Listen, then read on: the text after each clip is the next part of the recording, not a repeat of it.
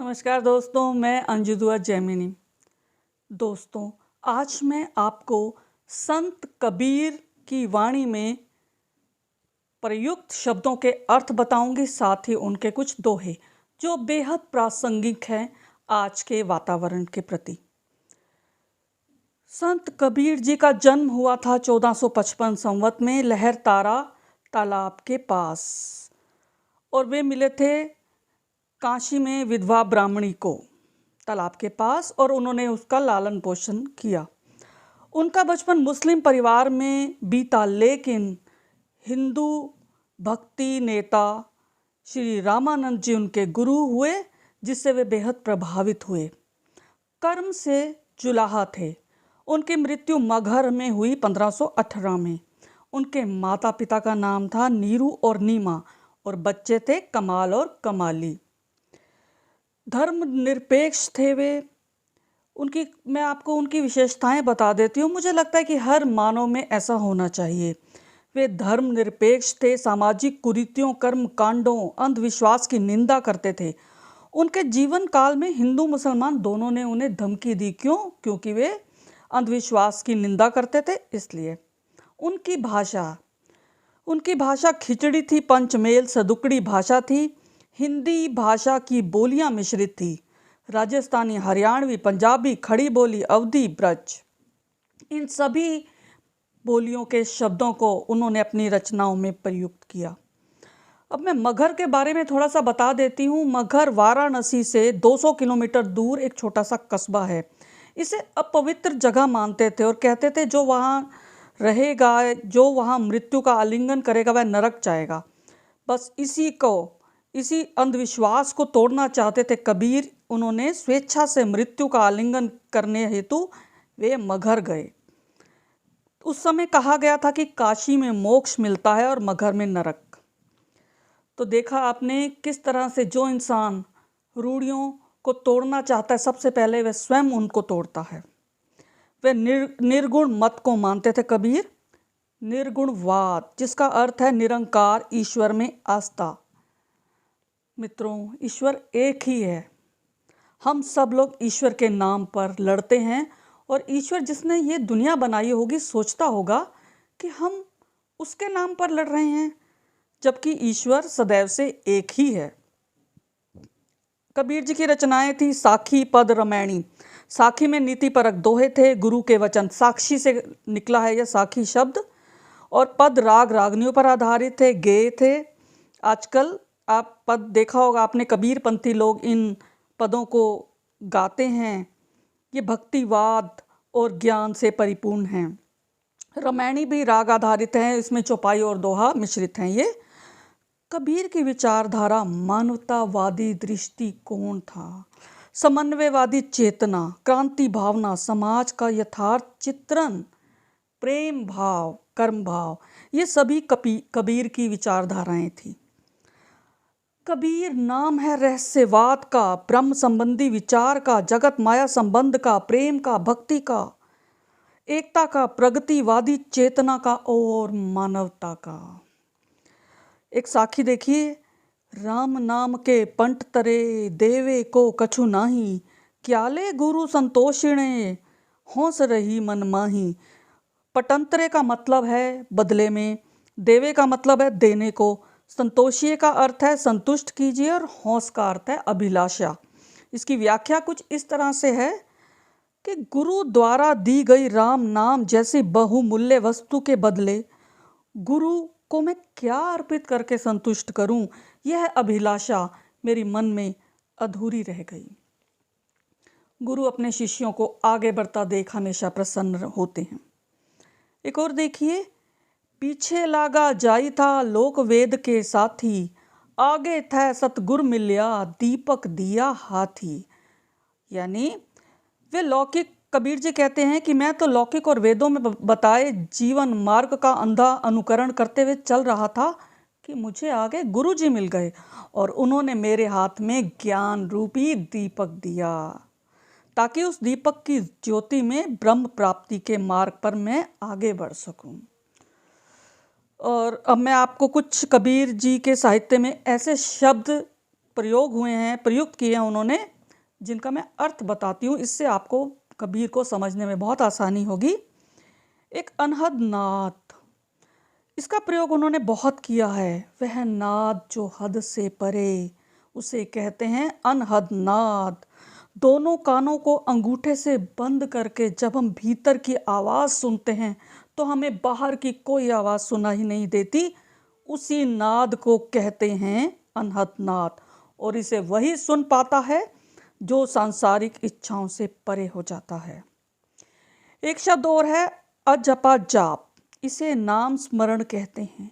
भीतर ही भीतर अपने आप से जाप करना, शून्य में जाप करना, इसे कहते हैं अजपा जाप। एक शब्द है सुरति विरति, मन की चंचलता समाप्त हो जाती है जब आनंद प्राप्त होता है, मन स्थिर हो जाता है। आराध्य का ध्यान लगाने से ईश्वरीय आनंद प्राप्त होता है। वह अवस्था ही सुरति है, जो जब चरम पर पहुंचती है तो विरति हो जाती है, साकार निराकार बन जाता है। एक औंधा कुआं, उन्होंने शब्द बहुत प्रयोग किया है, ब्रह्मरंध्र कहते हैं इसे, ये 10वां छिद्र है। जब इसे उल्टा कुआं भी कहते हैं। शरीर के शिरोभाग में जिसे ब्रह्मांड भी कहते हैं, एक सूक्ष्म छिद्र है, इसे ही ब्रह्मरंध्र कहते हैं। इसमें अमृत तत्व विद्यमान रहता है। एक शब्द इन्होंने प्रयोग किया है उन्मनी, यानी अनेमनस्क, उदास। जब व्यक्ति सांसारिक विषय वासनाओं से उदासीन हो जाता है और परमात्मा में मन लगा लेता है तो उस अवस्था को कहते हैं उन्मनी अवस्था। निरंजन, निरंजन का अर्थ है निर्लिप्त होना, अंजन माया को कहते हैं। एक शब्द है सहज। मित्रों जरा इसे ध्यान से सुनिए, सहज। कबीर दास जी ने सहज भक्ति करने को कहा है, सहज योग करने को कहा है, यानी सहज भाव से राम का नाम जपना, ईश्वर स्मरण सरल सहज होकर करना। उन्होंने कहा है हठ की आवश्यकता नहीं है ईश्वर को याद करने के लिए, शरीर को कष्ट देने की आवश्यकता नहीं। एक शब्द है शून्य नाद बिंदु, नाद जब शून्य में हो। बिंदु का अर्थ ब्रह्मचर्य पालन है। तो दोस्तों कबीर दास जी ने इन शब्दों का प्रयोग अपनी वाणी में बहुत किया। मैं आपको कुछ दोहे उनके ज़रूर पढ़ के सुनाना चाहूँगी जो समय सापेक्ष हैं, जो आज के समय की मांग है, जो प्रासंगिक हैं। सुनिए। पानी केरा बुदबुदा असमानुस की जात, देखत ही छिप जाएगा ज्यों तारा प्रभात। कबीरा ज्यों तारा प्रभात, यानी मनुष्य जीवन पानी के बुलबुले के समान है। अभी जीवन है और अभी मृत्यु है, कोई नहीं जानता। और जैसे ही मृत्यु आएगी ये जीवन का जो ज्योत है वो बुझ जाती है। जैसे तारा निकलता है और दिन छिप जाता है, ऐसे ही जीवन मृत्यु के आने पर समाप्त हो जाएगा। एक और देखिए। माया महा ठगिनी हम जानी, त्रिगुण फास कर डोले बोले मधुर बानी।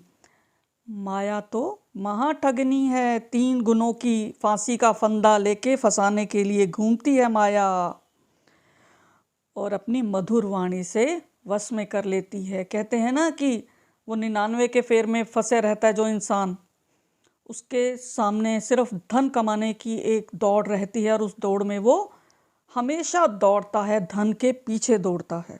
उसी को कहते हैं माया महाठगिनी। माटी कहे कुम्हार के तू क्यों रूंदे मोहे, माटी कहे कुम्हार के तू क्यों रोंदे मोहे। एक दिन ऐसा आएगा मैं रोंदूंगी तो है कबीरा। मिट्टी की देही माटी में ही मिल जाएगी। एक और है। पाथर पूजे हरि मिले तो मैं पूजू पहाड़, याते चाकी भली जो पीस खाए संसार। पत्थर की जो चक्की है वह पेट भरती है भूखों का।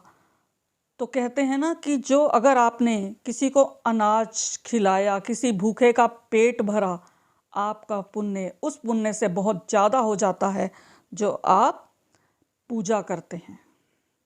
आप किसी की मदद करते हैं, उसका पुण्य बहुत ज़्यादा होता है। सुखिया सब संसार है, खावे अरु सोवे, दुखिया दास कबीर है, जागे अरु रोवे। जो मस्त हैं उन्हें कोई फर्क नहीं पड़ता, वो खाते हैं सोते हैं। लेकिन जो विवेक से समझते हैं, जो दूसरों के दुख दर्द को जानते हैं, जो दूसरों के दुख में दुखी हैं, वो रोते हैं, जागते हैं, लेकिन उन्हें ईश्वर का आशीर्वाद सबसे ज़्यादा मिलता है। जिन ढूंढा तिन पाइया, गहरे पानी बैठ, मैं बौरी डूबन डरी, भई किनारे बैठ। जो मेहनत करेगा उसी को तो मोती मिलेंगे। लाली मेरे लाल की, जित देखूं तित लाल, लाली देखन मैं गई, मैं भी हो गई लाल कबीरा। ईश्वर की खोज में निकलोगे तो आपको हर जगह ईश्वर नज़र आएंगे। गरीब की तरफ देखोगे, गरीब में भी ईश्वर है। कोई मजबूर है, किसी की आप मदद करते हो, आपको मजबूर, उस मजबूर के भेष में ईश्वर ही हैं। माला फेरत जुग भया, फिरा न मन का फेर, कर का मन का डार दे, मन का फेर। माला फेरते फेरते ईश्वर नहीं मिलते। जो हाथ में माला है, हाथ के मन के हैं, उसे नीचे रखिए, और जो मन के भीतर मन का है, जो मन के अंदर हमने अध्यात्म की धारा बहानी है, अध्यात्म की लौ जगानी है, हमें उसे जलाना है। कस्तूरी कुंडल भय मृग बसे, मृग फिरे वन माही, ऐसे घट घट राम है, दुनिया जानत नाही। ईश्वर मन में ही तो है, कहीं जाने की जरूरत नहीं। पोथी पढ़ी पढ़ी जग मुआ, पंडित भया न कोय, ढाई आखर प्रेम का, पढ़े सो पंडित होए। जिसने प्रेम को पढ़ लिया, जान लिया, सबसे ज्यादा पढ़ा लिखा वही है। प्रेम न बाड़ी उपजय, प्रेम न हाट बिकाए, राजा प्रजा जेहि जय, शीस देई ले जाए। प्रेम कहीं बागों में नहीं उगता, न ही बाजारों में बिकता है। चाहे अमीर हो, चाहे गरीब हो, कोई भी हो, जिसे प्रेम चाहिए, ईश्वर की भक्ति चाहिए, अपना शीश दे, यानी त्याग करे, अपने आप को भक्ति में समर्पित करे, उसे प्रेम मिलेगा। कबीरदास आज भी पथ प्रदर्शक के रूप में मानव मन में बस रहे हैं। मित्रों, फिर मिलेंगे। आपको कैसी लगी ये कड़ी मुझे ज़रूर बताइए। तब तक के लिए धन्यवाद।